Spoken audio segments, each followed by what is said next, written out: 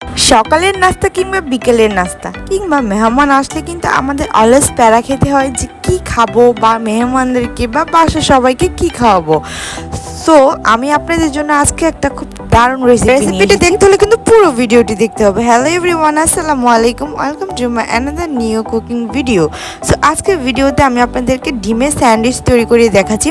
বাচ্চারা যারা ডিম খেতে চায় না তাদের জন্য কিন্তু আজকের রেসিপিটা মাস্ট, কারণ আজকের রেসিপিটা দেখে যদি আপনারা এভাবে করে স্যান্ডউইচ বানিয়ে খাওয়ান তাহলে কিন্তু বাচ্চারা অবশ্যই ডিমের পুষ্টিটাও পেয়ে যাবে, মজা করে তাদের নাস্তাটাও হয়ে যাবে।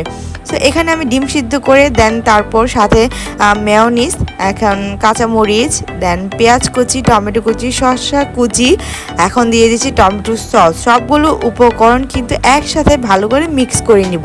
হ্যাঁ, সাথে কিন্তু একটু গোলমরিচের গুঁড়ো দিয়েছিল। আর আপনারা যদি বাচ্চাদের জন্য বানান তাহলে কিন্তু এগুলা ঝালগুলো স্কিপ করে নিতে পারেন। দেন তারপর সামান্য অ্যাড করে দিচ্ছি লবণ। এখন ভালো করে সবগুলো উপকরণকে মিক্স করে নিব। এটা কিন্তু আপনারা সালাদ হিসেবেও খেতে পারবেন। যাই হোক, দেন এখানে আমি পাউরুটি নিয়ে নিয়েছি। আর হ্যাঁ, অবশ্যই কিন্তু মেয়োনিজের রেসিপি আমার পেজে আছে, আপনারা চাইলে দেখে আসতে পারেন। একদম হোমমেড তৈরি, খেতে কিন্তু ভীষণ মজা।